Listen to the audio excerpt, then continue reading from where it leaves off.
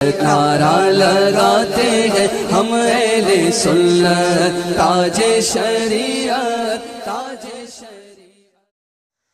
ہجرت حبشہ سن 5 نبوی۔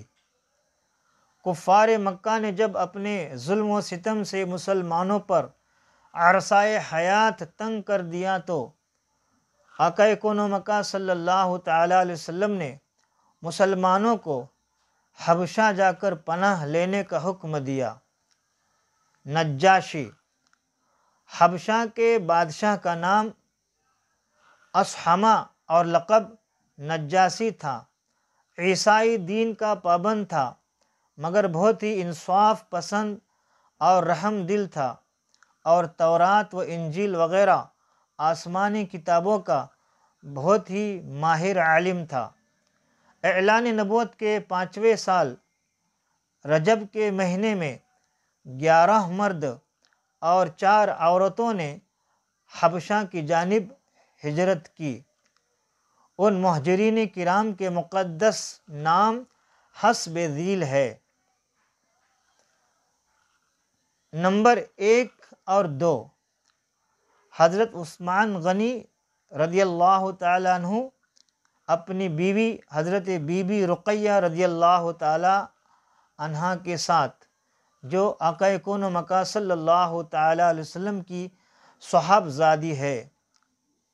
نمبر 3 اور 4، حضرت ابو حذیفہ رضی اللہ تعالیٰ عنہ اپنی بیوی حضرت سہلہ بنت سہیل رضی اللہ تعالیٰ عنہا کے ساتھ۔ نمبر 5 اور 6، حضرت ابو سلمہ رضی اللہ تعالیٰ عنہ اپنی اہلیہ حضرت ام سلمہ رضی اللہ تعالیٰ عنہا کے ساتھ۔ نمبر 7 اور 8، حضرت عامر بن ربیعہ رضی اللہ تعالیٰ عنہ اپنی زوجہ حضرت لیلہ بنت ابی حشمہ رضی اللہ تعالیٰ عنہا کے ساتھ۔ نمبر 9، حضرت زبیر بن العوام رضی اللہ تعالیٰ عنہ۔ نمبر 10، حضرت مصعب بن عمیر رضی اللہ تعالیٰ عنہ۔ نمبر 11، حضرت عبد الرحمن بن عوف رضی اللہ تعالیٰ عنہ۔ نمبر 12، حضرت عثمان بن مظعون رضی اللہ تعالیٰ عنہ۔ نمبر 13، حضرت ابو صبرہ بن ابی رحم یا حاطب بن عمرو رضی اللہ تعالیٰ عنہما۔ نمبر 14، حضرت سہیل بن بیضاء رضی اللہ تعالیٰ عنہ۔ نمبر 15، حضرت عبداللہ ابن مسعود رضی اللہ تعالیٰ عنہ۔ زرقانی علی المواہب جلد 1 صفحہ 270۔ کفار مکہ کو جب ان لوگوں کی ہجرت کا پتہ چلا تو ان ظالموں نے ان لوگوں کی گرفتاری کے لیے ان کا تعقب کیا، یعنی پیچھا کیا، لیکن یہ لوگ کشتی پر سوار ہو کر روانہ ہو چکے تھے، اس لیے کفار ناکام واپس لوٹے۔ یہ مہاجرین کا قافلہ حبشہ کی سرزمین میں اتر کر امن و امان کے ساتھ خدا کی عبادت میں مصروف ہو گیا۔ چند دنوں کے بعد ناگہاں یہ خبر پھیل گئی کہ کفار مکہ مسلمان ہو گئے۔ یہ خبر سن کر چند لوگ حبشہ سے مکہ لوٹ آئے، مگر یہاں آ کر پتہ چلا کہ یہ خبر غلط تھی، چنانچہ بعض لوگ تو پھر حبشہ چلے گئے مگر کچھ لوگ مکہ میں روپوش ہو کر رہنے لگے۔ لیکن کفار مکہ نے ان لوگوں کو ڈھونڈ نکالا اور ان لوگوں پر پہلے سے بھی زیادہ ظلم ڈھانے لگے، تو آقا کون مکہ صلی اللہ تعالیٰ علیہ وسلم نے پھر لوگوں کو حبشہ چلے جانے کا حکم دیا۔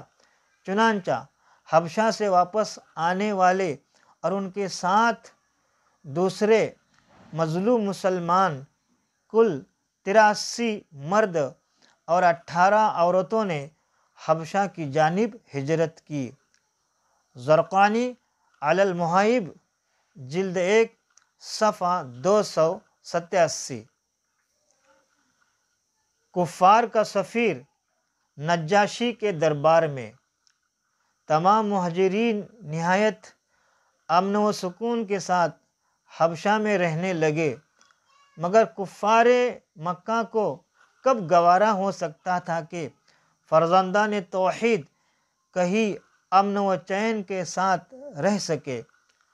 ان ظالموں نے کچھ تحائف کے ساتھ عمرو بن العاص اور عمارہ بن ولید کو بادشاہ حبشہ کے دربار میں اپنا سفیر بنا کر بھیجا۔ ان دونوں نے نجاشی کے دربار میں پہنچ کر تحفوں کا نذرانہ پیش کیا اور بادشاہ کو سجدہ کر کے یہ فریاد کرنے لگے کہ اے بادشاہ، ہمارے کچھ مجرم مکہ سے بھاگ کر آپ کے ملک میں پناہ گزین ہو گئے ہیں، آپ ہمارے ان مجرموں کو ہمارے حوالہ کر دیجئے۔ یہ سن کر نجاشی بادشاہ نے مسلمانوں کو دربار میں طلب کیا اور حضرت علی رضی اللہ تعالیٰ عنہ کے بھائی حضرت جعفر رضی اللہ تعالیٰ عنہ مسلمانوں کے نمائندہ بن کر گفتگو کے لیے آگے بڑھے اور دربار کے آداب کے مطابق بادشاہ کو سجدہ نہیں کیا، بلکہ صرف سلام کر کے کھڑے ہو گئے، اور درباریوں نے ٹوکا تو حضرت جعفر رضی اللہ تعالیٰ عنہ نے فرمایا کہ ہمارے رسول اللہ صلی اللہ تعالیٰ علیہ وسلم نے خدا کے سوا کسی کو سجدہ کرنے سے منع فرمایا ہے، اس لیے میں بادشاہ کو سجدہ نہیں کر سکتا۔ زرقانی علی المحائب جلد 1 صفحہ 288۔ اس کے بعد حضرت جعفر بن ابی طالب رضی اللہ تعالیٰ عنہ نے دربار شاہی میں اس طرح تقریر شروع فرمائی کہ اے بادشاہ، ہم لوگ ایک جاہل قوم تھے، شرک و بت پرستی کرتے تھے، لوٹ مار، چوری، ڈکیتی، ظلم و ستم اور طرح طرح کی بدکاریوں، بداعمالیوں میں مبتلا تھے۔ اللہ تعالیٰ نے ہماری قوم میں ایک ایسے شخص کو اپنا رسول بنا کر بھیجا جس کے حسب و نسب اور صدق و دیانت کو ہم پہلے سے جانتے تھے۔ اس رسول نے ہم کو شرک و بت پرستی سے روک دیا اور صرف ایک خدائے واحد کی عبادت کا حکم دیا، اور ہر قسم کے ظلم و ستم اور تمام برائیوں اور بدکاریوں سے ہم کو منع کیا۔ ہم اس رسول پر ایمان لائے اور شرک و بت پرستی چھوڑ کر تمام برے کاموں سے تائب ہو گئے۔ بس یہی ہمارا گناہ ہے جس پر ہماری قوم ہماری جان کی دشمن ہو گئی، اور ان لوگوں نے ہمیں اتنا ستایا کہ ہم اپنے وطن کو خیر آباد کہہ کر آپ کی سلطنت کے زیر سایہ پر امن زندگی بسر کر رہے ہیں۔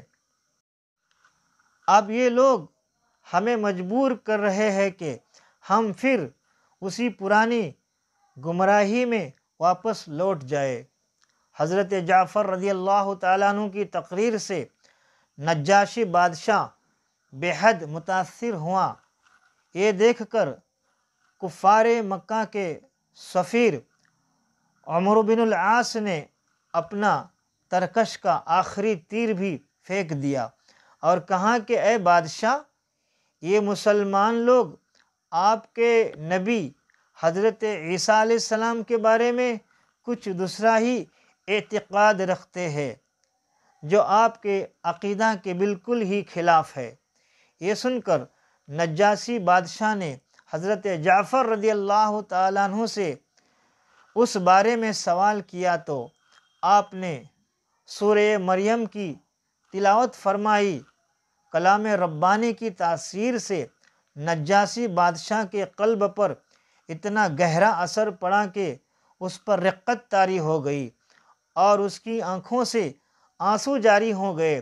حضرت جعفر رضی اللہ تعالیٰ عنہ نے فرمایا کہ ہمارے رسول صلی اللہ تعالیٰ علیہ وسلم نے ہم کو یہی بتایا ہے کہ حضرت عیسیٰ علیہ السلام خدا کے بندے اور اس کے رسول ہے، جو کنواری مریم رضی اللہ تعالی عنہا کے شکم مبارک سے بغیر باپ کے خدا کی قدرت کا نشان بن کر پیدا ہوئے۔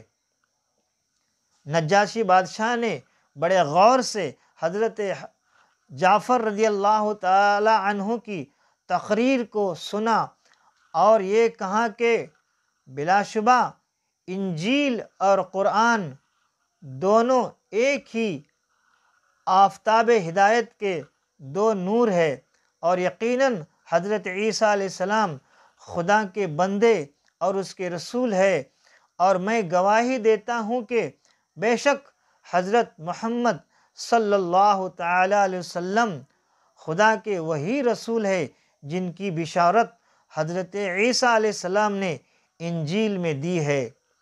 اور اگر میں دستور سلطنت کے مطابق تخت شاہی پر رہنے کا پابند نہ ہوتا تو میں خود مکہ جا کر رسول اکرم صلی اللہ تعالی علیہ وسلم کی جوتیاں سیدھی کرتا اور ان کے قدم دھوتا۔ بادشاہ کی تقریر سن کر اس کے درباری جو کٹر قسم کے عیسائی تھے ناراض و برہم ہو گئے، مگر نجاشی بادشاہ نے جوش ایمانی میں سب کو ڈانٹ پھٹکار کر خاموش کر دیا اور کفار مکہ کے تحفوں کو واپس لٹا کر عمر بن العاص اور عمار بن ولید کو دربار سے نکلوا دیا اور مسلمانوں سے کہہ دیا کہ تم لوگ میری سلطنت میں جہاں چاہو امن و سکون کے ساتھ آرام و چین کی زندگی بسر کرو، کوئی تمہارا کچھ بھی نہیں بگاڑ سکتا۔ زرقانی جلد 1 صفحہ 288۔ واضح ہے کہ نجاشی بادشاہ مسلمان ہو گیا تھا، چنانچہ اس کے انتقال پر نبی کونین صلی اللہ تعالیٰ علیہ وسلم نے مدینہ منورہ میں اس کی نماز جنازہ پڑھی۔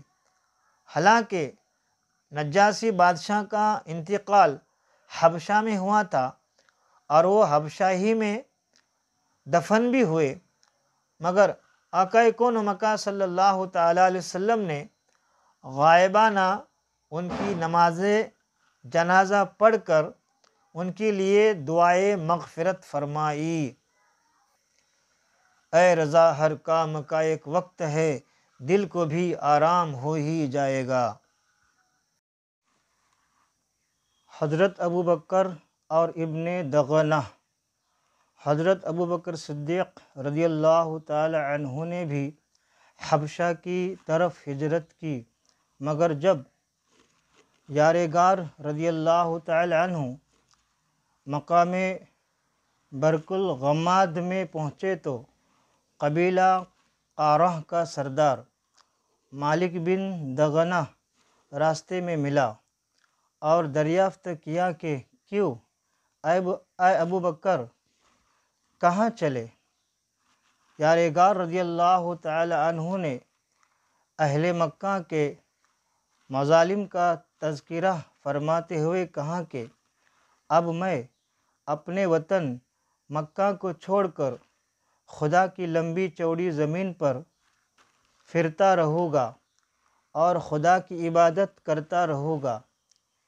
ابن دغنہ نے کہا کہ اے ابو بکر، آپ جیسا آدمی نہ شہر سے نکل سکتا ہے نہ نکالا جا سکتا ہے، آپ دوسروں کا بار اٹھاتے ہیں، مہمان حرم کی مہمان نوازی کرتے ہیں، خود کما کما کر مفلسوں اور محتاجوں کی مالی امداد کرتے ہیں، حق کے کاموں میں سب کی امداد و اعانت کرتے ہیں، آپ میرے ساتھ مکہ واپس چلیے، میں آپ کو اپنی پناہ میں لیتا ہوں۔ ابن دغنہ آپ رضی اللہ تعالیٰ عنہ کو زبردستی مکہ واپس لایا اور تمام کفار مکہ سے کہہ دیا کہ میں نے ابو بکر رضی اللہ تعالیٰ عنہ کو اپنی پناہ میں لے لیا ہے، لہٰذا خبردار کوئی ان کو نہ ستائے۔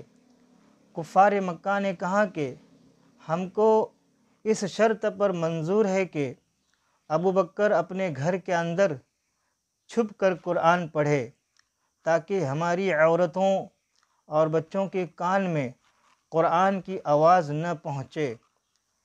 ابن دغنہ نے کفار کی شرط کو منظور کر لیا اور حضرت ابو بکر رضی اللہ تعالی عنہ چند دنوں تک اپنے گھر کے اندر قرآن پڑھتے رہے، مگر حضرت ابو بکر صدیق رضی اللہ تعالی عنہ کے جذبہ اسلامی اور جوش ایمانی نے یہ گوارہ نہ کیا کہ معبودان باطل لات و عزیٰ کی عبادت تو علی الاعلان ہوں اور معبود برحق اللہ تعالیٰ کی عبادت گھر کے اندر چھپ کر کی جائے۔ چنانچہ حضرت ابو بکر صدیق رضی اللہ تعالیٰ عنہ نے گھر کے باہر اپنے صحن میں ایک مسجد بنا لی اور اس مسجد میں علی الاعلان نمازوں میں بلند آواز سے قرآن پڑھنے لگے، اور کفار مکہ کی عورتیں اور بچے بھیڑ لگا کر قرآن سننے لگے۔ یہ منظر دیکھ کر کفار مکہ نے ابن دغنہ کو مکہ بلایا اور شکایت کی کہ ابو بکر گھر کے باہر قرآن پڑھتے ہیں، جس کو سننے کے لیے ان کے گرد ہماری عورتوں اور بچوں کو میلہ لگ جاتا ہے، اس لیے ہم کو بڑی تکلیف ہوتی ہے، لہٰذا تم ان سے کہہ دو کہ یا تو وہ گھر میں قرآن پڑھے ورنہ تم اپنی پناہ کی ذمہ داری سے دست بردار ہو جاؤ۔ چنانچہ ابن دغنہ نے حضرت ابو بکر صدیق رضی اللہ تعالیٰ عنہ سے کہا کہ اے ابو بکر، آپ گھر کے اندر چھپ کر قرآن پڑھے ورنہ میں اپنی پناہ سے کنارہ کش ہو جاؤں گا، اس کے بعد کفار مکہ آپ کو ستائیں گے تو میں اس کا ذمہ دار نہیں ہوگا۔ یہ سن کر حضرت ابو بکر صدیق رضی اللہ تعالیٰ عنہ نے فرمایا کہ اے ابن دغنہ، تم اپنی پناہ کی ذمہ داری سے الگ ہو جاؤ، مجھے اللہ تعالیٰ کی پناہ کافی ہے اور میں اس کی مرضی پر راضی برضا ہوں۔ بخاری جلد 1 صفحہ 307، باب جوارا بی بکر صدیق۔ حضرت امیر حمزہ مسلمان ہو گئے۔ ہم سب کے ایمان کی حفاظت کرنے والے پیشوائے اہل سنت اعلی حضرت رضی اللہ تعالیٰ عنہ فرماتے ہیں، حضرت حمزہ شیر خدا و رسول، حضرت حمزہ شیر خدا و رسول، زینت قادریت پہ لاکھوں سلام۔ اعلان نبوت کے چھٹے سال حضرت حمزہ اور حضرت عمر رضی اللہ تعالی عنہما دو ایسی ہستیاں دامن اسلام میں آ گئے جن سے اسلام اور مسلمانوں کے جاہ و جلال اور ان کے عزت و اقبال کا پرچم بہت ہی سر بلند ہو گیا۔ نبی کونین صلی اللہ تعالی علیہ وسلم کے چچاؤں میں حضرت حمزہ کو آقا کون و مکان صلی اللہ تعالی علیہ وسلم سے بڑی والہانہ محبت تھی، اور وہ صرف 2-3 سال آقا کون و مکان صلی اللہ تعالی علیہ وسلم سے عمر میں بڑے تھے، اور چونکہ انہوں نے بھی حضرت سویبہ کا دودھ پیا تھا، اس لیے آقا کون و مکہ صلی اللہ تعالیٰ علیہ وسلم کے حضرت امیر حمزہ رضی اللہ تعالیٰ عنہ رضاعی بھائی تھے۔ حضرت حمزہ رضی اللہ تعالیٰ عنہ بہت ہی طاقتور اور بہادر تھے اور شکار کے بہت ہی شوقین تھے۔ روزانہ صبح سویرے تیر کمان لے کر گھر سے نکل جاتے اور شام کو شکار سے واپس لوٹ کر حرم میں جاتے، خانہ کعبہ کا طواف کرتے اور قریش کے سرداروں کی مجلس میں کچھ دیر بیٹھا کرتے تھے۔ ایک دن حسب معمول شکار سے واپس لوٹے تو ابن جدعان کی لونڈی اور خود ان کی بہن حضرت بی بی صفیہ رضی اللہ تعالی عنہا نے ان کو بتایا کہ آج ابو جہل نے کس طرح تمہارے بھتیجے حضرت محمد صلی اللہ تعالی علیہ وسلم کے ساتھ بے ادبی اور گستاخی کی ہے۔ یہ ماجرا سن کر مارے غصے کے حضرت حمزہ رضی اللہ تعالی عنہ کا خون کھولنے لگا۔ ایک دم تیر کمان لیے ہوئے مسجد حرام میں پہنچ گئے اور اپنی کمان سے ابو جہل کے سر پر اس زور سے مارا کہ اس کا سر پھٹ گیا اور کہا کہ تو میرے بھتیجے کو گالیاں دیتا ہے، تجھے خبر نہیں کہ میں بھی اس کے دین پر ہوں۔ یہ دیکھ کر قبیلہ بنی مخزوم کے کچھ لوگ ابو جہل کی مدد کے لیے کھڑے ہو گئے، تو ابو جہل نے یہ سوچ کر کہ کہیں بنو ہاشم سے جنگ نہ چھڑ جائے، یہ کہا کہ اے بنی مخزوم، آپ لوگ حمزہ کو چھوڑ دیجئے۔ واقعی آج میں نے ان کے بھتیجے کو بہت ہی خراب قسم کی گالیاں دی تھی۔ مدارج النبوہ جلد 2 صفحہ 44 وزرقانی جلد 1 صفحہ 256۔ حضرت امیر حمزہ رضی اللہ تعالی عنہ نے ابو جہل کو زد و کوب کرنے کے بعد آقا کون و مکہ صلی اللہ تعالی علیہ وسلم کے بارگاہ میں تشریف لے گئے اور فرمایا، اے میرے بھتیجے، میں نے ابو جہل سے بدلہ لیا ہے، کیا اے میرے بھتیجے آپ مجھ سے راضی ہوں؟ آقا کون و مکہ صلی اللہ تعالی علیہ وسلم نے فرمایا، اے چچا، اگر مجھے راضی کرنا چاہتے ہوں تو ایمان لے آؤ۔ اعلیٰ حضرت عظیم البرکت رضی اللہ تعالیٰ عنہ فرماتے ہیں، خدا کی رضا چاہتے ہیں دو عالم، خدا کی رضا چاہتے ہیں دو عالم، خدا چاہتا ہے رضائے محمد صلی اللہ تعالی علیہ وسلم۔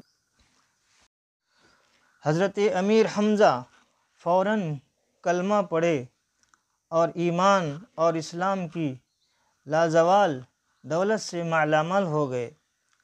حضرت حمزہ رضی اللہ تعالی عنہ نے مسلمان ہو جانے کے بعد زور سے ان اشعار کو پڑھنا شروع کر دیا۔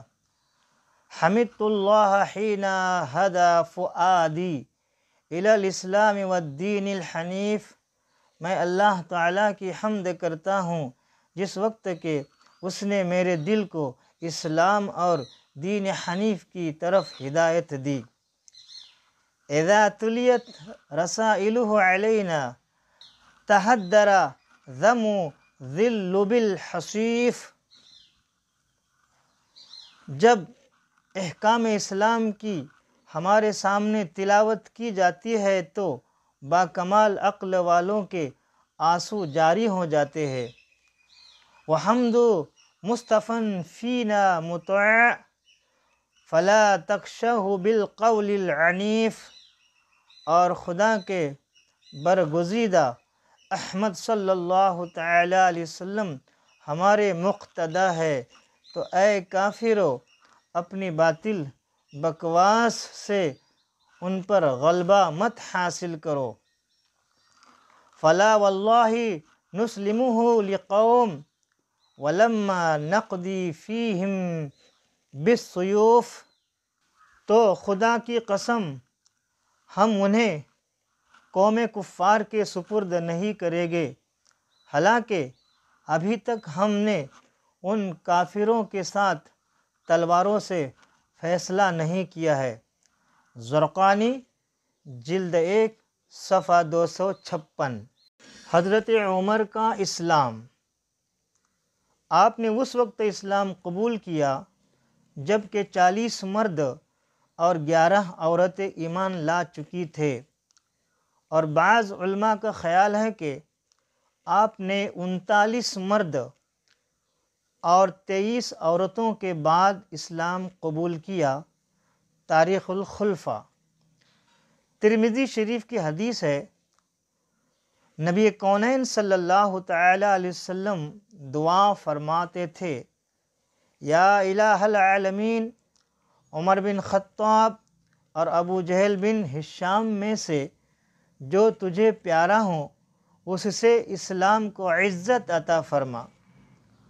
اور حاکم کی روایت میں حضرت ابن عباس رضی اللہ تعالی عنہما سے یہ ہے کہ نبی کونین صلی اللہ تعالی علیہ وسلم نے اس طرح دعا فرمائی، اللہم اعز الاسلام بعمر بن الخطاب خاصہ،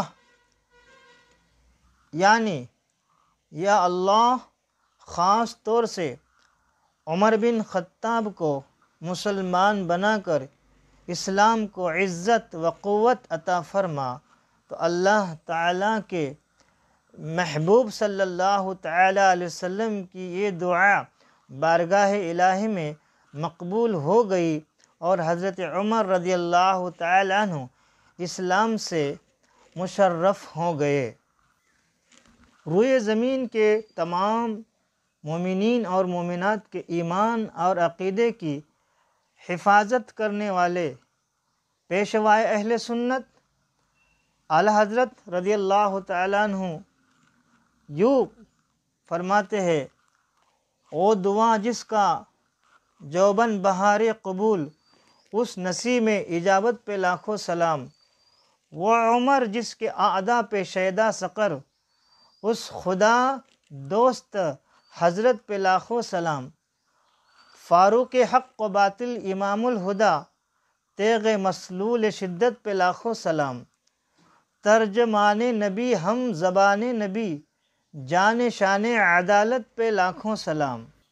حضرت عمر رضی اللہ تعالیٰ عنہ نے فوراً کہا، اشہد ان لا الہ الا اللہ وانک عبد اللہ ورسولہ۔ نبی کونین صلی اللہ تعالی علیہ وسلم کی دعا حضرت عمر رضی اللہ تعالیٰ عنہ کے بارے میں قبول ہوئی، تب ہم سب کے ایمان اور عقیدے کی حفاظت کرنے والے امام اہل سنت امام احمد رضا رضی اللہ تعالیٰ عنہ یوں بول اٹھے، اجابت کا صحرا عنایت کا جوڑا، اجابت کا صحرا عنایت کا جوڑا، دلہن بن کے نکلی دعائے محمد صلی اللہ تعالی علیہ وسلم۔ اور فرماتے ہیں، اجابت نے جھک کر گلے سے لگایا، اجابت نے جھک کر گلے سے لگایا، بڑی ناز سے جب دعائے محمد صلی اللہ تعالی علیہ وسلم۔ حضرت حمزہ رضی اللہ تعالیٰ عنہ کے اسلام لانے کے بعد تیسرے ہی دن حضرت عمر رضی اللہ تعالیٰ عنہ بھی دولت اسلام سے مالا مال ہو گئے۔ حضرت عمر رضی اللہ تعالیٰ عنہ کے مشرف باسلام ہونے کے واقعات میں بہت سی روایات ہے۔ ایک روایت یہ ہے کہ عمر رضی اللہ تعالیٰ عنہ ایک دن غصہ میں بھرے ہوئے ننگی تلوار لے کر اس ارادہ سے چلے کہ آج میں اسی تلوار سے پیغمبر اسلام کا خاتمہ کر دوں گا۔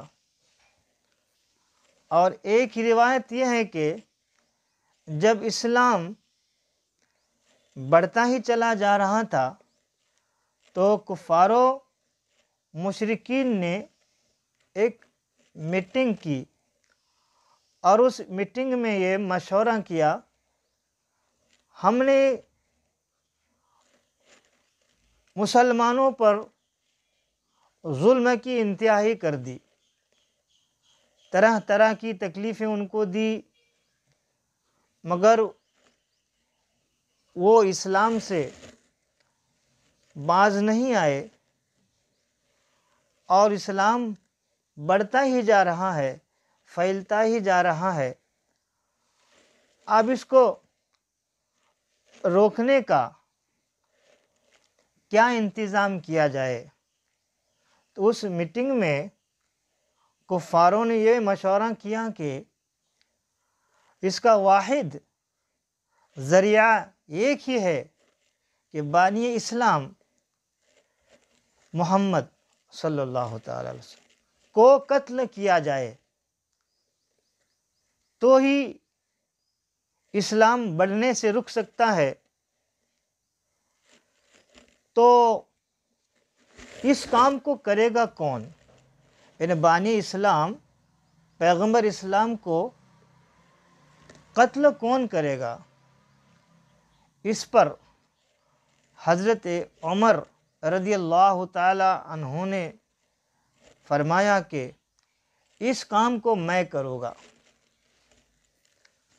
تو عمر نے ہاتھ میں ننگی تلوار لی اور کہا کہ آج بانی اسلام کا، پیغمبر اسلام کا میں خاتمہ کر دوں گا، اور بڑے غصے کی حالت میں آپ جا رہے تھے۔ اتفاق سے راستے میں حضرت نعیم بن عبداللہ قریشی رضی اللہ تعالی عنہ سے ملاقات ہو گئی۔ یہ مسلمان ہو چکے تھے، مگر حضرت عمر رضی اللہ تعالی عنہ کو ان کے اسلام کی خبر نہیں تھی۔ حضرت نعیم بن عبداللہ رضی اللہ تعالی عنہ نے پوچھا، کیوں اے عمر، اس دوپہر کی گرمی میں ننگی تلوار لیے کہاں چلے؟ کہنے لگے کہ آج بانی اسلام کا فیصلہ کرنے کے لیے گھر سے نکل پڑا ہوں۔ انہوں نے کہا، پہلے اپنے گھر کی خبر لو، تمہاری بہن فاطمہ بنت الخطاب اور تمہارے بہنوئی سعید بن زید بھی تو مسلمان ہو گئے ہیں۔ یہ سن کر آپ بہن کے گھر پہنچے اور دروازہ کھٹکھٹایا۔ گھر کے اندر چند مسلمان چھپ کر قرآن پڑھ رہے تھے۔ حضرت عمر رضی اللہ تعالیٰ عنہ کی آواز سن کر سب لوگ ڈر گئے اور قرآن کی اوراق چھوڑ کر ادھر ادھر چھپ گئے۔ بہن نے اٹھ کر دروازہ کھولا تو حضرت عمر رضی اللہ تعالیٰ عنہ چلا کر بولے کہ اے اپنی جان کی دشمن، کیا تو بھی مسلمان ہو گئی ہے؟ پھر اپنے بہنوئی حضرت سعید بن زید رضی اللہ تعالیٰ عنہ پر جھپٹ پڑے اور ان کی داڑھی پکڑ کر ان کو زمین پر پٹک دیا اور سینے پر سوار ہو کر مارنے لگے۔ ان کی بہن حضرت فاطمہ رضی اللہ تعالی عنہا اپنے شوہر کو بچانے کے لیے دوڑ پڑے تو حضرت عمر رضی اللہ تعالی عنہ نے ان کو ایسا تماچا مارا کہ ان کے کانوں کے جھمر ٹوٹ کر گر پڑے اور ان کا چہرہ خون سے لہولہان ہو گیا۔ بہن نے صاف صاف کہہ دیا کہ عمر سن لو، تم سے جو ہو سکے کر لو، مگر اب اسلام دل سے نہیں نکل سکتا۔ حضرت عمر رضی اللہ تعالیٰ عنہ نے بہن کا خون آلودہ چہرہ دیکھا تو ان کا عزم و استقامت سے بھرا ہوا یہ جملہ سنا تو ان پر رقت طاری ہو گئی اور ایک دم دل نرم پڑ گیا۔ تھوڑی دیر تک خاموش کھڑے رہے، پھر کہا کہ اچھا، تم لوگ جو پڑھ رہے تھے مجھے بھی دکھاؤ۔ بہن نے کہا، پہلے پاکی حاصل کرو۔ بہن نے قرآن کی اوراق کو سامنے رکھ دیا اور اٹھا کر دیکھا تو اس آیت پر نظر پڑی کہ سبح للہ ما فی السماوات والارض وهو العزیز الحکیم، اللہ کی پاکی بولتا ہے جو کچھ آسمانوں اور زمین میں ہے، اور وہی عزت و حکمت والا ہے۔ سورہ حدید آیت 1، سورہ 57، پارہ 27، ترجمہ کنز الایمان۔ اس آیت کا ایک ایک لفظ صداقت کی تاثیر کا تیر بن کر دل کی گہرائی میں پیوست ہوتا چلا گیا، اور جسم کا ایک ایک بال لرزہ بر اندام ہونے لگا۔ جب اس آیت پر پہنچے کہ آمنوا باللہ ورسولہ، اللہ اور اس کے رسول پر ایمان لاؤ، سورہ حدید آیت 7، سورہ 57، پارہ 27، ترجمہ کنز الایمان۔ یہ آیت کریمہ پڑھتے ہی تو بالکل ہی بے قابو ہو گئے اور بے اختیار پکار اٹھے، اشہد ان لا الہ الا اللہ واشہد ان محمد رسول اللہ۔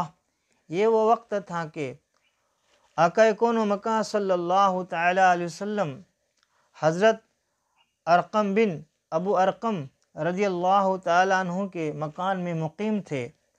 حضرت عمر رضی اللہ تعالی عنہ بہن کے گھر سے نکلے اور سیدھے ارقم رضی اللہ تعالی عنہ کے مکان کی طرف جانے لگے۔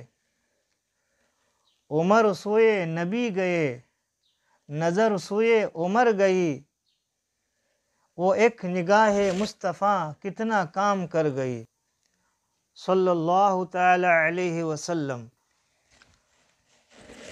ہم سب کے ایمان کی حفاظت کرنے والے آقا اعلی حضرت رضی اللہ تعالیٰ عنہ فرماتے ہیں، جس طرف اٹھ گئی دم میں دم آ گیا، اس نگاہ عنایت پہ لاکھوں سلام۔ عمر فاروق اعظم رضی اللہ تعالی عنہ حضرت ارقم رضی اللہ تعالیٰ عنہ کے مکان پر پہنچے تو دروازہ بند پایا، کنڈی بجائی، اندر کے لوگوں نے دروازہ کی جھری سے جھانک کر دیکھا تو عمر رضی اللہ تعالیٰ عنہ ننگی تلوار لیے کھڑے تھے۔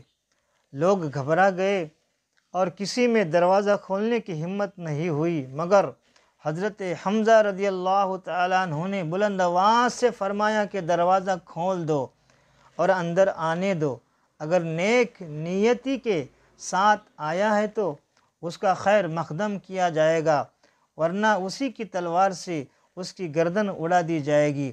حضرت عمر رضی اللہ تعالیٰ عنہ نے اندر قدم رکھا تو آقا کون و مکان صلی اللہ تعالیٰ علیہ وسلم نے خود آگے بڑھ کر حضرت عمر رضی اللہ تعالیٰ عنہ کا بازو پکڑا اور فرمایا کہ اے خطاب کے بیٹے، تو مسلمان ہو جا، آخر تو کب تک مجھ سے لڑتا رہے گا۔ حضرت عمر رضی اللہ تعالیٰ عنہ نے بآواز بلند کلمہ پڑھا اور آقا کون و مکان صلی اللہ تعالیٰ علیہ وسلم نے مارے خوشی کے نعرہ تکبیر بلند فرمایا، اور تمام حاضرین نے اس زور سے اللہ اکبر کا نعرہ مارا کہ مکہ کی پہاڑیاں گونج اٹھے۔ پھر حضرت عمر رضی اللہ تعالیٰ عنہ کہنے لگے، یا رسول اللہ صلی اللہ تعالیٰ علیہ وسلم، یہ چھپ چھپ کر خدا کی عبادت کرنے کے کیا معنی؟ اٹھیے، ہم کعبہ میں چل کر علی الاعلان خدا کی عبادت کریں گے، اور خدا کی قسم میں کفر کی حالت میں جن مجلسوں میں بیٹھ کر اسلام کی مخالفت کرتا تھا، اب ان تمام مجالس میں اپنے اسلام کا اعلان کروں گا۔ پھر آقا کون و مکان صلی اللہ تعالیٰ علیہ وسلم صحابہ کی جماعت کو لے کر 2 قطاروں میں روانہ ہوئے۔ ایک صف کے آگے آگے حضرت حمزہ رضی اللہ تعالیٰ عنہ چل رہے تھے اور دوسری صف کے آگے آگے حضرت عمر رضی اللہ تعالیٰ عنہ تھے۔ اس شان سے مسجد حرام میں داخل ہوئے اور نماز ادا کی۔ پہلے آدھے لوگوں نے نماز پڑھی اور آدھے لوگوں نے ان کی حفاظت کے لیے پہرا دیا۔ پھر آدھے لوگوں نے نماز ادا فرمائی اور آدھے لوگوں نے ان کی حفاظت کے لیے پہرا لگا دیا، اور یہ پہلی ہی اعلی الاعلان با جماعت نماز حرم کعبہ میں پڑھی گئی۔ اور حضرت عمر رضی اللہ تعالیٰ عنہ نے حرم کعبہ میں مشرکین کے سامنے اپنے اسلام کا اعلان کیا۔ یہ سنتے ہی ہر طرف سے کفار دوڑ پڑے اور حضرت عمر رضی اللہ تعالیٰ عنہ کو مارنے لگے، اور حضرت عمر رضی اللہ تعالیٰ عنہ بھی ان لوگوں سے لڑنے لگے۔ ایک ہنگامہ برپا ہو گیا۔ اتنے میں حضرت عمر رضی اللہ تعالیٰ عنہ کا ماموں ابو جہل آ گیا۔ اس نے پوچھا کہ یہ ہنگامہ کیسا ہے؟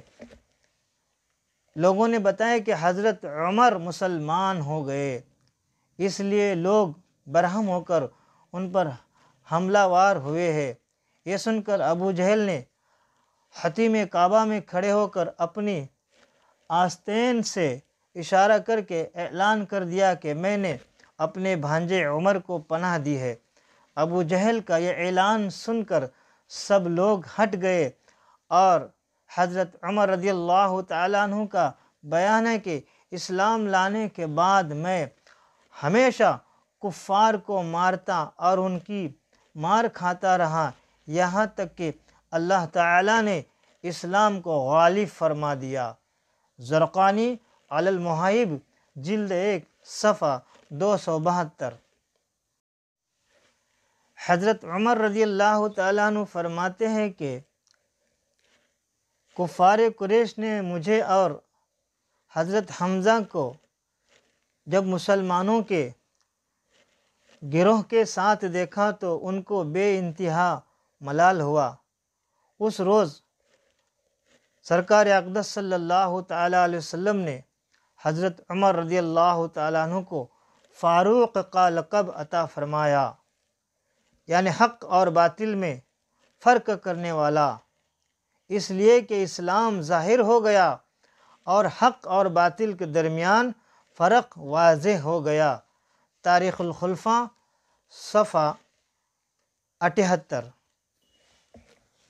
حضرت عمر رضی اللہ تعالیٰ عنہ کے مسلمان ہونے کا ایک سبب یہ بھی بتایا گیا ہے کہ خود حضرت عمر رضی اللہ تعالیٰ عنہ فرمایا کرتے تھے کہ میں کفر کی حالت میں قریش کے بتوں کے پاس حاضر تھا، اتنے میں ایک شخص گائے کا ایک بچڑا لے کر آیا اور اس کو بتوں کے نام پر ذبح کیا۔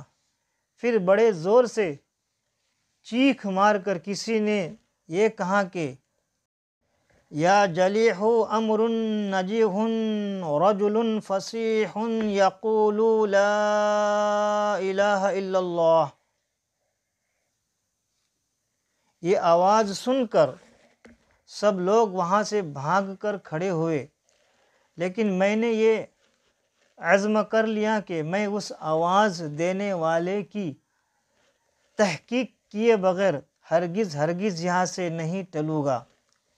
اس کے بعد پھر یہی آواز آئی کہ یا جلیح امر نجیح رجل فصیح یقول لا الہ الا اللہ، یعنی اے کھلی ہوئی دشمنی کرنے والے، ایک کامیابی کی چیز ہے کہ ایک فصاحت والا آدمی لا الہ الا اللہ کہہ رہا ہے، حالانکہ بتوں کے آس پاس میرے سوا دوسرا کوئی بھی نہیں تھا۔ اس کے فوراً ہی بعد آقا کون و مکان صلی اللہ تعالیٰ علیہ وسلم نے اپنی نبوت کا اعلان فرمایا۔ اس واقعہ سے حضرت عمر رضی اللہ تعالیٰ عنہ بے حد متاثر تھے، اس لیے ان کے اسلام لانے کے اسباب میں اس واقعہ کو بھی کچھ نہ کچھ ضرور دخل ہے۔ بخاری شریف جلد 1 صفحہ 546 و زرقانی جلد 1 صفحہ 276 باب اسلام عمر۔ حضرت عمر رضی اللہ تعالیٰ عنہ کو جب کفار مکہ نے بہت زیادہ ستایا تو عاص بن وائل سہمی نے بھی آپ کو اپنی پناہ میں لے لیا، جو زمانہ جاہلیت میں آپ کا حلیف تھا۔ اس لیے حضرت عمر رضی اللہ تعالیٰ عنہ کفار کی مار دھاڑ سے بچ گئے۔ بخاری باب اسلام عمر جلد 1 صفحہ 545۔ شعب ابی طالب سن 7 نبوی۔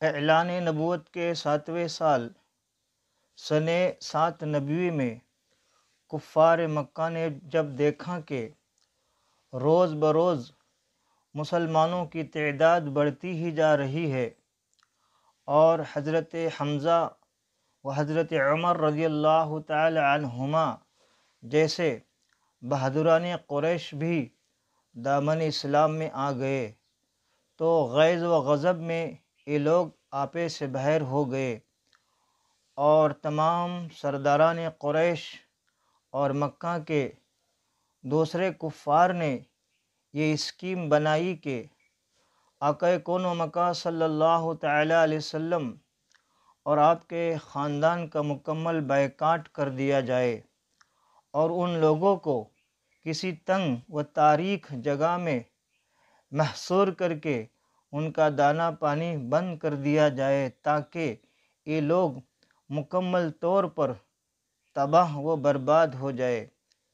چنانچہ اس خوفناک تجویز کے مطابق تمام قبائل قریش نے آپس میں یہ معاہدہ کیا کہ جب تک بنی ہاشم کے خاندان والے آقا کون و مکان صلی اللہ تعالی علیہ وسلم کو قتل کے لیے ہمارے حوالہ نہ کر دے۔ نمبر 1، کوئی شخص بنو ہاشم کے خاندان سے شادی بیاہ نہ کرے۔ نمبر 2، کوئی شخص ان لوگوں کے ہاتھ کسی قسم کے سامان کی خرید و فروخت نہ کرے۔ نمبر 3، کوئی شخص ان لوگوں سے میل جول، سلام و کلام اور ملاقات و بات نہ کرے۔ نمبر 4، کوئی شخص ان لوگوں کے پاس کھانے پینے کا کوئی سامان نہ جانے دے۔ منصور بن اکرمہ نے اس معاہدہ کو لکھا اور تمام سرداران قریش نے اس پر دستخط کر کے اس دستاویز کو کعبہ کے اندر آویزاں کر دیا۔ ابو طالب مجبوراً نبی کونین صلی اللہ تعالی علیہ وسلم اور دوسرے تمام خاندان والوں کو لے کر پہاڑ کی اس گھاٹی میں جس کا نام شعب ابی طالب تھا پناہ گزین ہوئے۔ ابو لہب کے سوا خاندان بنو ہاشم کے کافروں نے بھی خاندانی حمیت اور پاسداری کی بنا پر اس معاملہ میں آقا کون و مکان صلی اللہ تعالی علیہ وسلم کا ساتھ دیا اور سب کے سب پہاڑ کے اس تنگ و تاریک درہ میں محصور ہو کر قیدیوں کی زندگی بسر کرنے لگے۔ اور یہ 3 برس کا زمانہ اتنا سخت اور کٹھن گزرا کہ بنو ہاشم درختوں کے پتے اور سوکھے چمڑے پکا پکا کر کھاتے تھے اور ان کے بچے بھوک پیاس کی شدت سے تڑپ تڑپ کر دن رات رویا کرتے تھے۔ سنگ دل اور ظالم کافروں نے ہر طرف پہرا بٹھا دیا تھا کہ کہیں سے بھی گھاٹی کے اندر دانہ پانی نہ جانے پائے۔ زرقانی علی المحاہب جلد 1 صفحہ 278۔ مسلسل 3 سال تک نبی کونین صلی اللہ تعالی علیہ وسلم اور خاندان بنو ہاشم ان ہوش ربا مصائب کو جھیلتے رہے، یہاں تک کہ خود قریش کے کچھ رحم دلوں کو بنو ہاشم کی ان مصیبتوں پر رحم آ گیا اور ان لوگوں نے اس ظالمانہ معاہدہ کو توڑنے کی تحریک اٹھائی۔ چنانچہ ہشام بن عمرو عامری، زہیر بن ابی امیہ، مطعم بن عدی، ابو النشتری، زمع بن الاسود وغیرہ یہ سب مل کر ایک ساتھ حرم کعبہ میں گئے، اور زہیر نے جو عبد المطلب کے نواسے تھے، کفار قریش کو مخاطب کر کے اپنی پرجوش تقریر میں یہ کہا کہ اے لوگوں، یہ کہاں کا انصاف ہے کہ ہم لوگ تو آرام سے زندگی بسر کر رہے ہیں اور خاندان بنو ہاشم کے بچے بھوک پیاس سے بے قرار ہو کر بل بلا رہے ہیں۔ خدا کی قسم، جب تک اس وحشیانہ معاہدہ کی دستاویز کو پھاڑ کر پاؤں سے نہ روند دی جائے گی، میں ہرگز چین سے نہیں بیٹھ سکتا۔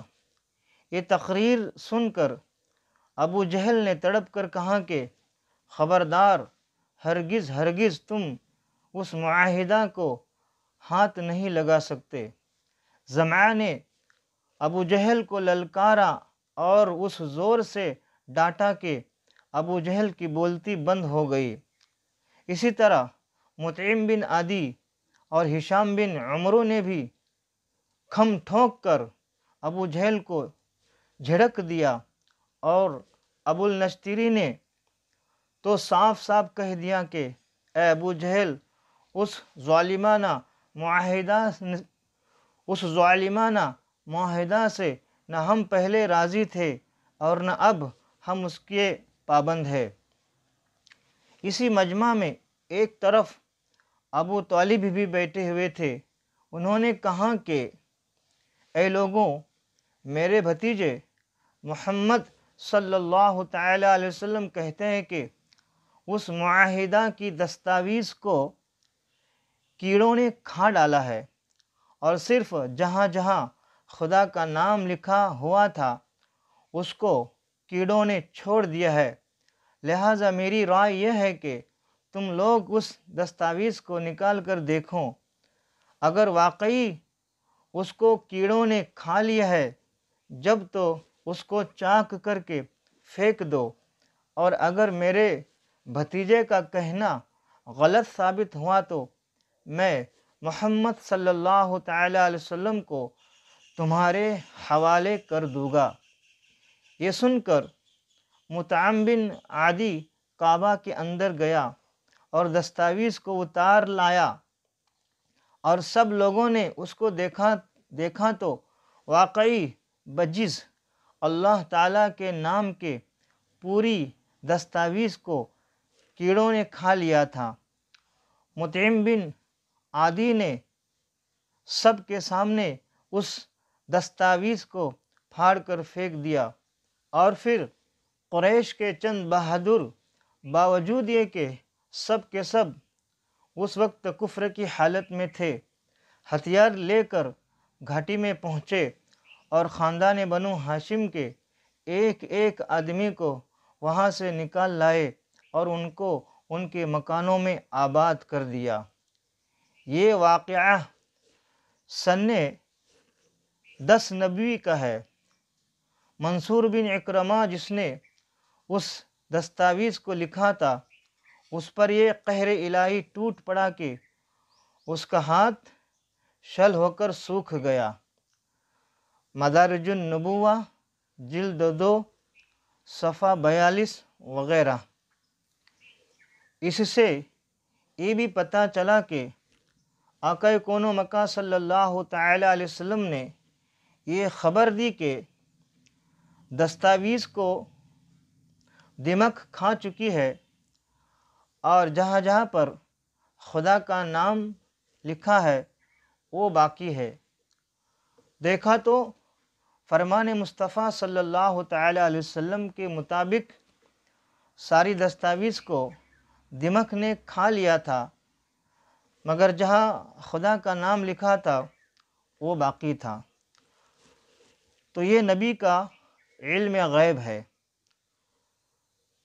ہم سب کے ایمان کی اور عقیدے کی حفاظت کرنے والے اعلیٰ حضرت عظیم البرکت امام احمد رضا رضی اللہ تعالیٰ عنہ نے سچ فرمایا، اور کوئی غیب کیا تم سے نہا ہو بھلا، جب نہ خدا ہی چھپا تم پہ کروڑوں درود، جل جلالہ صلی اللہ تعالی علیہ وسلم۔ عام الحزن یعنی غم کا سال، سن 10 نبوی۔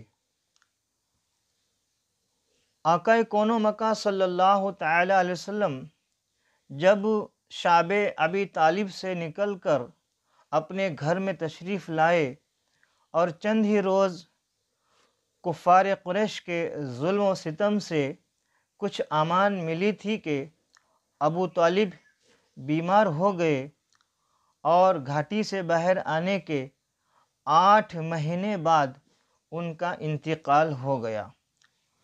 ابو طالب کی وفات نبی کونین صلی اللہ تعالی علیہ وسلم کے لیے ایک بہت ہی جاگداز اور روح فرسا حادثہ تھا، کیونکہ بچپن سے جس طرح پیار و محبت کے ساتھ ابو طالب نے آقا کون و مکہ صلی اللہ تعالی علیہ وسلم کی پرورش کی تھی اور زندگی کے ہر موڑ پر جس جاں نثاری کے ساتھ آپ کی نصرت و دستگیری کی اور آپ کے دشمنوں کے مقابل سینہ سپیر ہو کر جس طرح آلام و مصائب کا مقابلہ کیا، اس کو بھلا آقا کون و مکہ صلی اللہ تعالی علیہ وسلم کس طرح بھول سکتے تھے۔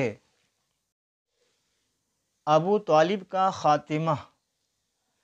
جب ابو طالب مرض الموت میں مبتلا ہو گئے تو فخر صادق صلی اللہ تعالی علیہ وسلم ان کے پاس تشریف لے گئے اور فرمائے کہ اے چچا، آپ کلمہ پڑھ لیجئے، اور یہ وہ کلمہ ہے کہ اس کے سبب سے میں خدا کے دربار میں آپ کی مغفرت کے لیے اصرار کروں گا۔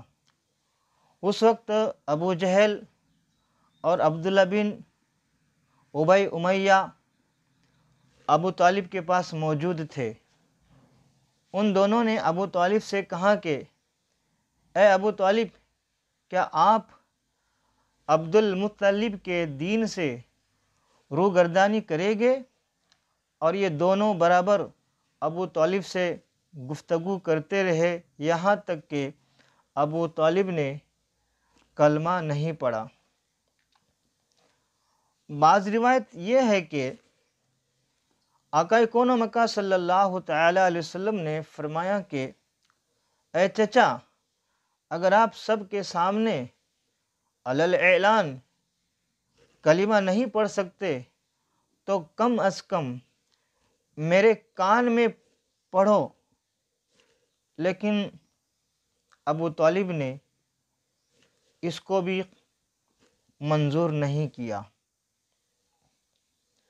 بلکہ ان کی زندگی کا آخری قول یہ رہا کہ میں عبد المطلب کے دین پر ہوں۔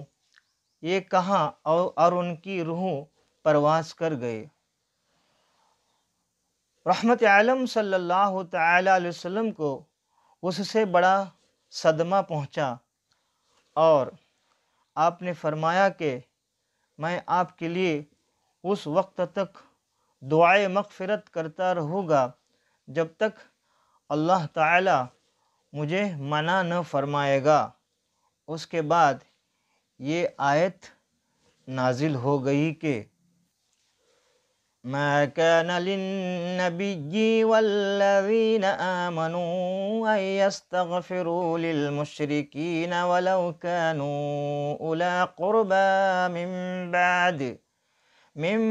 بعد ما تبين لهم أنهم أصحاب الجحيم۔ نبی اور ایمان والوں کو لائق نہیں کہ مشرکوں کی بخشش چاہے اگرچہ وہ رشتہ دار ہو، جب کہ انہیں کھل چکا کہ وہ دوزخی ہے۔ سورہ توبہ آیت 113، 9واں سورہ پارہ 11واں، ترجمہ کنز الایمان۔ اور مصنف رحمۃ اللہ تعالی علیہ کا ترجمہ بھی پیش خدمت ہے، یعنی نبی اور مومنین کے لیے یہ جائز نہیں ہے کہ وہ مشرکین کے لیے مغفرت کی دعا مانگے اگرچہ وہ رشتہ دار ہی کیوں نہ ہوں، جب انہیں معلوم ہو چکا کہ مشرکین جہنمی ہے۔ بخاری شریف جلد 1 صفحہ 548، باب قصہ ابی طالب۔ اور انشاءاللہ سوالات میں ابو طالب کے ایمان کے بارے میں گفتگو کریں گے مسلک اعلی حضرت کی روشنی میں۔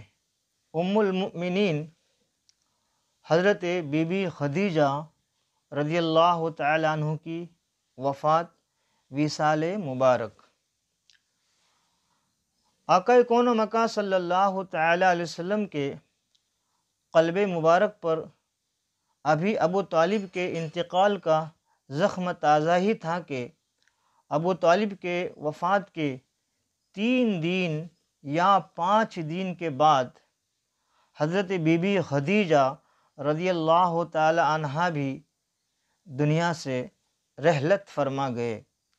مکہ میں ابو طالب کے بعد سب سے زیادہ جس ہستی نے رحمت دو عالم صلی اللہ تعالی علیہ وسلم کی نصرت و حمایت میں اپنا تن من دھن سب کچھ قربان کیا، وہ حضرت بی بی خدیجہ رضی اللہ تعالی عنہا کی ذات گرامی تھی۔ جس وقت دنیا میں کوئی آپ کا مخلص، مشیر اور غمخوار نہیں تھا، حضرت بی بی خدیجہ رضی اللہ تعالی عنہا ہی تھے کہ ہر پریشانی کے موقع پر پوری جاں نثاری کے ساتھ آپ کی غمخواری اور دلداری کرتی رہتی تھے۔ اس لیے ابو طالب اور حضرت بی بی خدیجہ رضی اللہ تعالی عنہا دونوں کے وفات سے آپ کے مددگار اور غم گسار دونوں ہی دنیا سے اٹھ گئے، جس سے آپ کے قلب نازک پر اتنا عظیم صدمہ گزرا کہ آپ نے اس سال کا نام عام الحزن، غم کا سال رکھ دیا۔ حضرت بی بی خدیجہ رضی اللہ تعالی عنہا نے رمضان سن 10 نبوی میں وفات پائی۔ بوقت وفات 65 برس کی عمر تھی۔ مقام حجون قبرستان جنت المعلی میں مدفن ہوئے۔ حضور رحمت دو عالم صلی اللہ تعالی علیہ وسلم خود بنفس نفیس ان کی قبر میں اترے اور اپنے مقدس ہاتھوں سے ان کے جسد مبارک کو زمین کے سپرد فرمایا۔ زرقانی جلد 1 صفحہ 296۔ طائف وغیرہ کا سفر۔ مکہ والوں کے عناد اور سرکشی کو دیکھتے ہوئے جب آقا کون و مکہ صلی اللہ تعالی علیہ وسلم کو ان لوگوں کے ایمان لانے سے مایوسی نظر آئی تو آقا کون و مکہ صلی اللہ تعالی علیہ وسلم نے تبلیغ اسلام کے لیے مکہ کے قرب و جوار کی بستیوں کا رخ کیا۔ چنانچہ اس سلسلہ میں آقا کون و مکہ صلی اللہ تعالی علیہ وسلم نے طائف کا بھی سفر فرمایا۔ اس سفر میں فخر صادق صلی اللہ تعالی علیہ وسلم کے غلام حضرت زید بن حارثہ رضی اللہ تعالی عنہ بھی آپ کے ہمراہ تھے، یعنی ساتھ تھے۔ طائف میں بڑے بڑے امراء اور مالدار لوگ رہتے تھے۔ ان رئیسوں میں عمرو کا خاندان تمام قبائل کا سردار شمار کیا جاتا تھا۔ یہ لوگ 3 بھائی تھے، عبد یا لیل، مسعود، حبیب۔ آقا کون و مکہ صلی اللہ تعالی علیہ وسلم ان تینوں کے پاس تشریف لے گئے اور اسلام کی دعوت دی۔ ان تینوں نے اسلام قبول نہیں کیا بلکہ انتہائی بیہودہ اور گستاخانہ جواب دیا۔ ان بد نصیبوں نے اسی پر بس نہیں کیا بلکہ طائف کے شریر غنڈوں کو ابھار دیا کہ یہ لوگ آقا کون و مکہ صلی اللہ تعالی علیہ وسلم کے ساتھ برا سلوک کرے۔ چنانچہ لچوں لفنگوں کا یہ شریر گروہ ہر طرف سے آپ پر ٹوٹ پڑا اور یہ شرارتوں کے مجسمے آپ پر پتھر برسانے لگے، یہاں تک کہ آپ کے مقدس پاؤں زخموں سے لہو لہان ہو گئے اور آپ کے موزے اور نعل مبارک خون سے بھر گئے۔ جب آپ زخموں سے بے تاب ہو کر بیٹھ جاتے تو یہ ظالم انتہائی بے دردی کے ساتھ آپ کا بازو پکڑ کر اٹھاتے اور جب آپ چلنے لگتے تو پھر آپ پر پتھروں کی بارش کرتے اور ساتھ ساتھ طعنہ زنی کرتے، گالیاں دیتے، تالیاں بجاتے، ہنسی اڑاتے۔ حضرت زید بن حارثہ رضی اللہ تعالی عنہ دوڑ دوڑ کر آقا کون و مکہ صلی اللہ تعالی علیہ وسلم پر آنے والے پتھروں کو اپنے بدن پر لیتے تھے اور فخر صادق صلی اللہ تعالی علیہ وسلم کو بچاتے تھے، یہاں تک کہ وہ بھی خون میں نہا گئے اور زخموں سے نڈھال ہو کر بے قابو ہو گئے، یہاں تک کہ آخر آپ نے انگور کے ایک باغ میں پناہ لی۔ یہ باغ مکہ کے ایک مشہور کافر عتبہ بن ربیعہ کا تھا۔ آقا کون و مکہ صلی اللہ تعالی علیہ وسلم کا یہ حال دیکھ کر عتبہ بن ربیعہ اور اس کے بھائی شیبہ بن ربیعہ کو آپ پر رحم آ گیا اور کافر ہونے کے باوجود خاندانی حمیت نے جوش مارا۔ چنانچہ ان دونوں کافروں نے آقا کون و مکہ صلی اللہ تعالی علیہ وسلم کو اپنے باغ میں ٹھہرایا اور اپنے نصرانی غلام عداس یا عداس کے ہاتھ سے آپ کی خدمت میں انگور کا ایک خوشہ بھیجا۔ آقا کون و مکہ صلی اللہ تعالی علیہ وسلم نے بسم اللہ پڑھ کر خوشہ کو ہاتھ لگایا تو عداس تعجب سے کہنے لگا کہ اس طرح کے لوگ تو یہ کلمہ نہیں بولا کرتے۔ آقا کون و مکہ صلی اللہ تعالی علیہ وسلم نے اس سے دریافت کیا کہ تمہارا وطن کہاں ہے؟ عداس نے کہا کہ میں شہر نینوا کا رہنے والا ہوں۔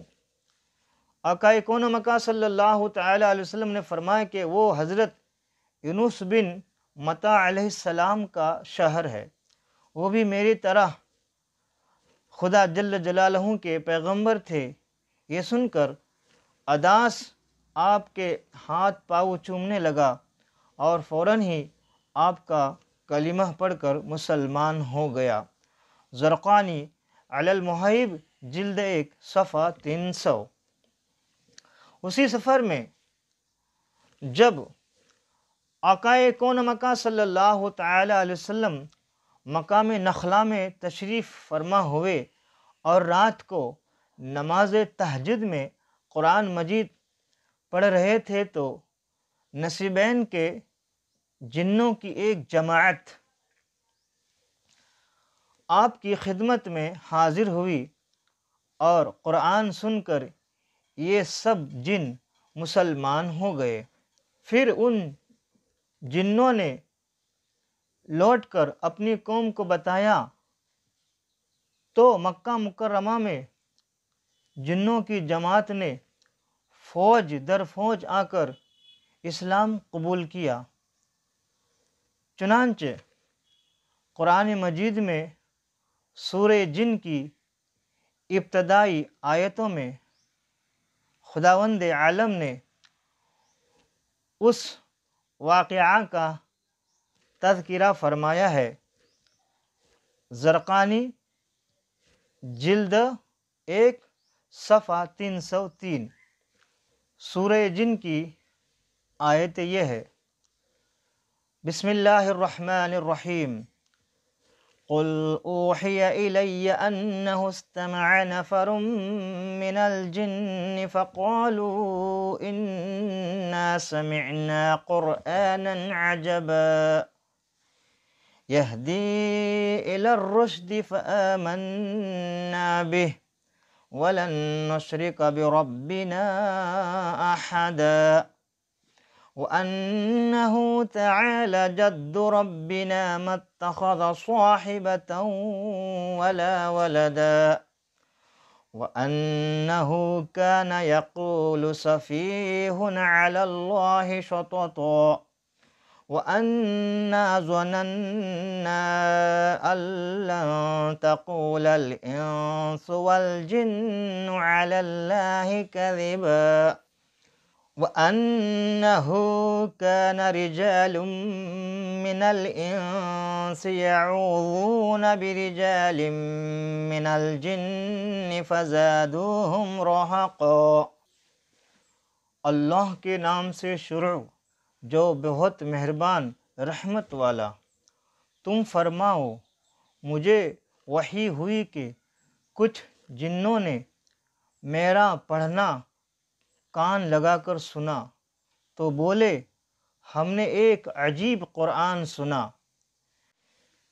کہ بھلائی کی راہ بتاتا ہے، تو ہم اس پر ایمان لائے اور ہم ہرگز کسی کو اپنے رب کا شریک نہ کریں گے، اور یہ کہ ہمارے رب کی شان بہت بلند ہے، نہ اس نے عورت کو اختیار کی اور نہ بچہ، اور یہ کہ ہمیں کا بیوقوف اللہ پر بڑھ کر بات کہتا تھا۔ سورہ جن آیت 1 اور 2۔ سورہ 72 پارہ 29، ترجمہ کنز الایمان۔ مقام نخلا میں آقا کون مکہ صلی اللہ تعالی علیہ وسلم نے چند دنوں تک قیام فرمایا، پھر آپ مقام حرا میں تشریف لائے اور قریش کے ایک معزز سردار مطعم بن عدی کے پاس یہ پیغام بھیجا کہ کیا تم مجھے اپنی پناہ میں لے سکتے ہو؟ عرب کا دستور تھا کہ جب کوئی شخص ان سے حمایت اور پناہ طلب کرتا تو اگرچہ کتنا ہی بڑا دشمن کیوں نہ ہو وہ پناہ دینے سے انکار نہیں کر سکتے تھے۔ چنانچہ مطعم یا مطعم بن عدی نے آقا کون و مکہ صلی اللہ تعالی علیہ وسلم کو اپنی پناہ میں لے لیا اور اس نے اپنے بیٹوں کو حکم دیا کہ تم لوگ ہتھیار لگا کر حرم میں جاؤ، اور مطعم بن عدی خود گھوڑے پر سوار ہو گیا اور آقا کون و مکہ صلی اللہ تعالی علیہ وسلم کو اپنے ساتھ مکہ لایا اور حرم کعبہ میں اپنے ساتھ لے کر گیا اور مجمع عام میں اعلان کر دیا کہ میں نے محمد صلی اللہ تعالی علیہ وسلم کو پناہ دی ہے۔ اس کے بعد آقا کون و مکہ صلی اللہ تعالی علیہ وسلم نے اطمینان کے ساتھ حجر اسود کو بوسہ دیا اور کعبہ کا طواف کر کے حرم میں نماز ادا کی، اور مطعم بن عدی اور اس کے بیٹوں نے تلواروں کے سائے میں آپ کو آپ کے دولت خانہ تک پہنچا دیا۔ زرقانی جلد 1 صفحہ 306۔ اس سفر کے مدتوں بعد ایک مرتبہ ام المؤمنین حضرت عائشہ صدیقہ رضی اللہ تعالی عنہا نے حضور اقدس صلی اللہ تعالی علیہ وسلم سے دریافت کیا کہ یا رسول اللہ صلی اللہ تعالی علیہ وسلم، کیا جنگ احد کے دن سے بھی زیادہ سخت کوئی دن آپ پر گزرا ہے؟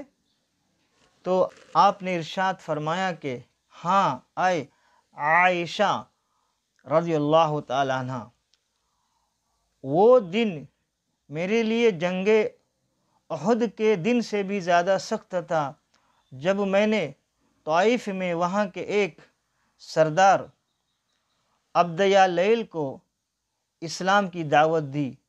اس نے دعوت اسلام کو حقارت کے ساتھ ٹھکرا دیا اور اہل طائف نے مجھ پر پتراؤ کیا۔ میں اس رنج و غم میں سر جھکائے چلتا رہا یہاں تک کہ مکہ میں قرن الثعالب میں پہنچ کر میرے ہوش و حواس بجا ہوئے، اور وہاں پہنچ کر جب میں نے سر اٹھایا تو کیا دیکھتا ہوں کہ ایک بدلی مجھ پر سایہ کیے ہوئے ہے۔ اس بادل میں سے حضرت جبریل علیہ السلام نے مجھے آواز دی اور کہا کہ اللہ تعالیٰ نے آپ کی قوم کا قول اور ان کا جواب سن لیا، اور اب آپ کی خدمت میں پہاڑوں کا فرشتہ حاضر ہے تاکہ وہ آپ کے حکم کی تعمیل کرے۔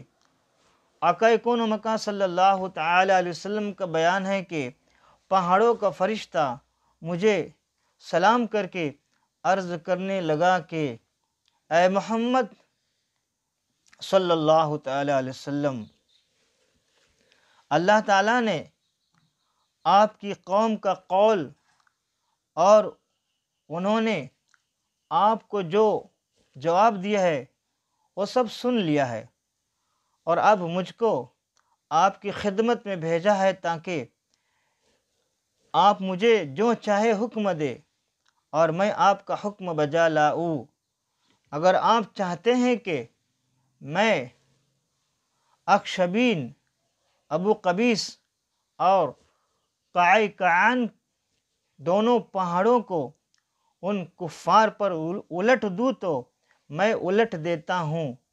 یہ سن کر آقا کون و مکہ صلی اللہ تعالی علیہ وسلم نے جواب دیا کہ نہیں، بلکہ میں امید کرتا ہوں کہ اللہ تعالی ان کی نسلوں سے اپنے ایسے بندوں کو پیدا فرمائے گا جو صرف اللہ تعالیٰ کی ہی عبادت کرے گے اور شرک نہیں کرے گے۔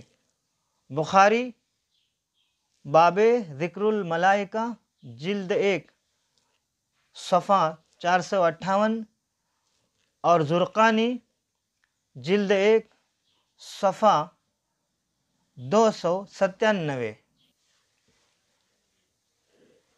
تو پتہ چلا کہ فرشتوں کی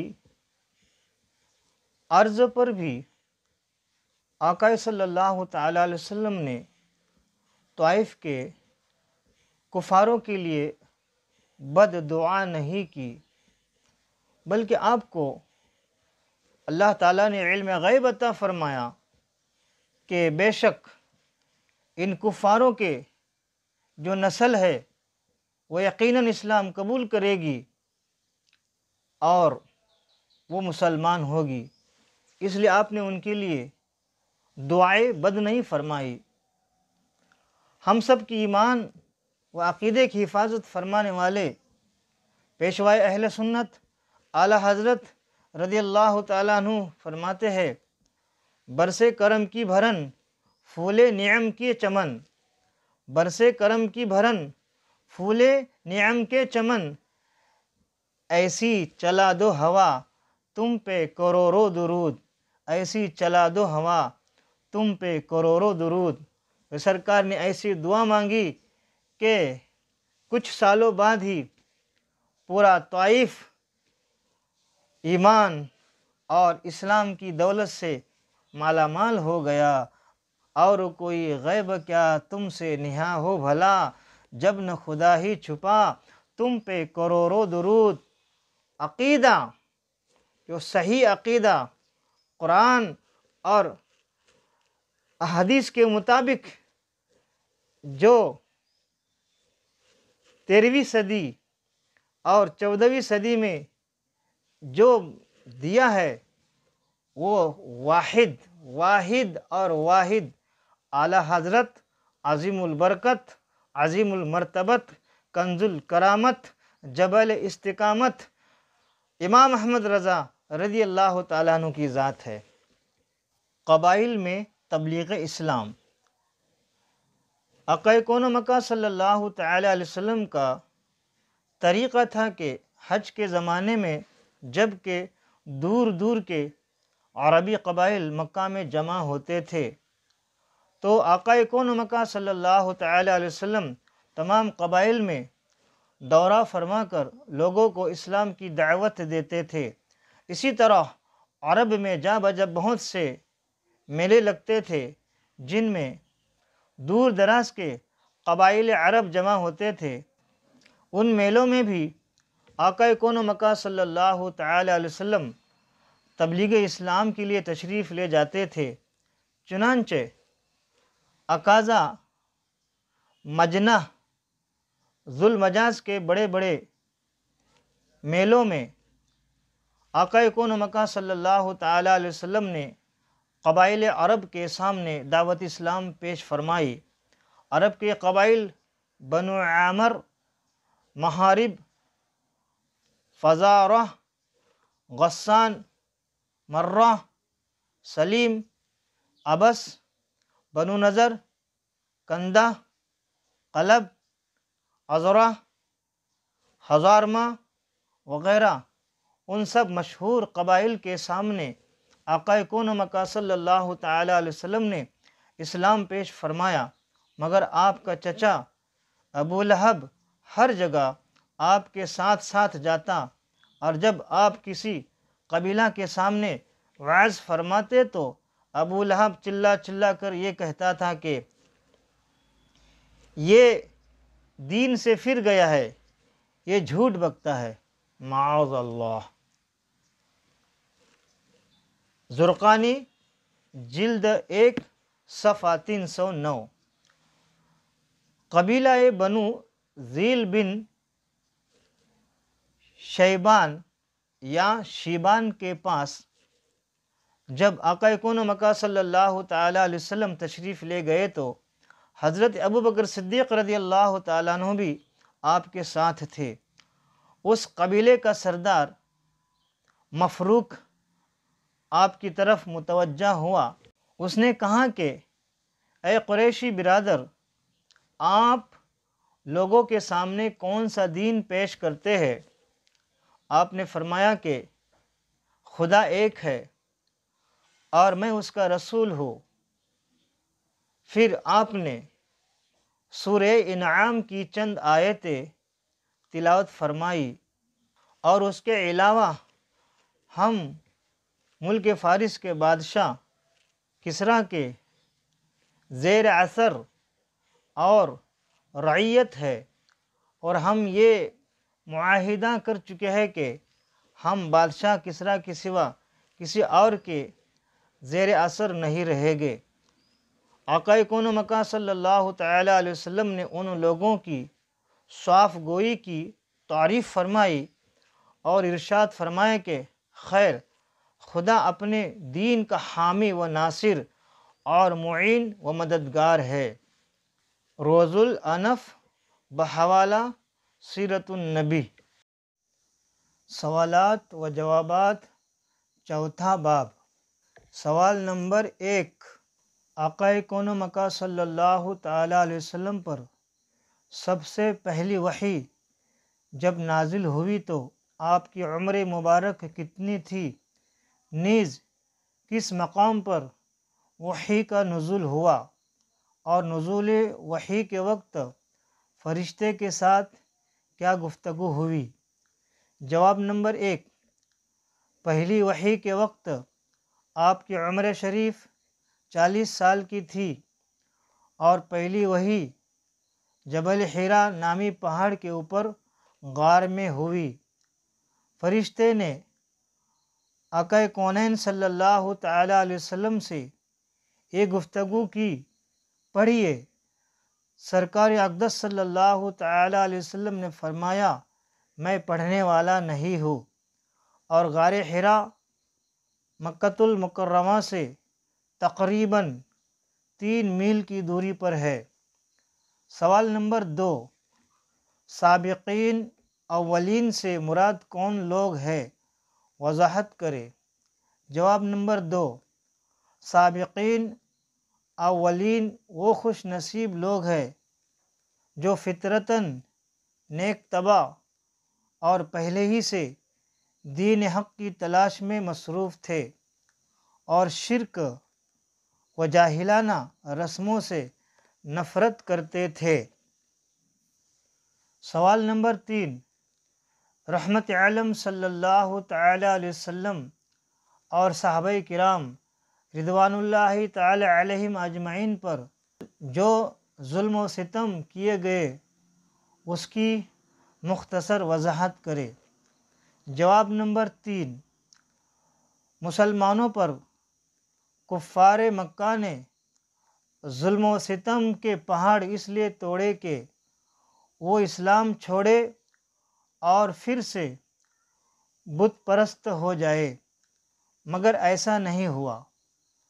کفار مکہ کے لاکھ کوشش کے باوجود اسلام بڑھتا ہی گیا۔ سوال نمبر 4، حبشہ کی طرف مسلمانوں کی ہجرت کا کیا سبب بنا تھا؟ حبشہ کے بادشاہ کا نام اور لقب کیا تھا؟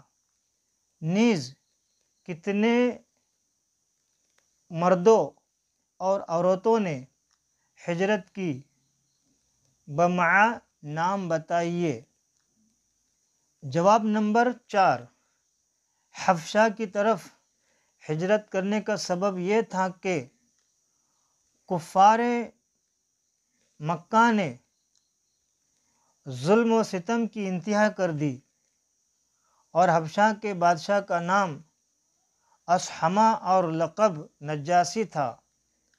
اعلان نبوت کے 5ویں سال رجب کے مہینے میں 11 مرد اور 4 عورتوں نے حبشہ کی طرف ہجرت کی، اور ان کے نام یہ ہے: حضرت عثمان غنی اور ان کی بیوی حضرت بی بی رقیہ، حضرت ابو حذیفہ اور ان کی بیوی حضرت سہلہ، حضرت ابو سلمہ اور ان کی بیوی حضرت ام سلمہ، حضرت عمر بن ربیعہ اور ان کی زوجہ حضرت لیلہ، حضرت زبیر بن العوام حضرت مصعب بن عمیر، حضرت عبد الرحمن بن عوف، حضرت عثمان بن مظعون، حضرت ابو صبرہ بن ابی رحم یا خاطب بن عمرو، حضرت سہیل بن بیضہ، حضرت عبداللہ بن مسعود رضی اللہ تعالی عنہم۔ اور مسلمانوں نے دوسری بار حبشہ کو ہجرت کی، ان کی تعداد کل 83 مرد اور 18 عورتیں تھے۔ سوال نمبر 5، عام الحزن سے کون سا سال مراد ہے؟ جواب نمبر 5، عام الحزن یعنی غم کا سال، یہ سن 10 نبوی کا 10واں سال تھا، جس میں ابو طالب کا انتقال ہوا اور ام المؤمنین حضرت خدیجہ رضی اللہ تعالی عنہا کا وصال ہوا۔ سوال نمبر 6، ایمان ابو طالب کے بارے میں اہل سنت مسلک اعلی حضرت کا کیا موقف ہے؟ جواب نمبر 6، ابو طالب نے ایمان نہیں لایا، یہی مسلک اعلی حضرت کا موقف ہے۔ اے رضا ہر کام کا ایک وقت ہے، دل کو بھی آرام ہو ہی جائے گا۔ صلی اللہ علی النبی الامی وآلہ صلی اللہ علیہ وسلم، صلاۃ و سلاما علیک یا رسول اللہ صلی اللہ تعالی علیہ وسلم۔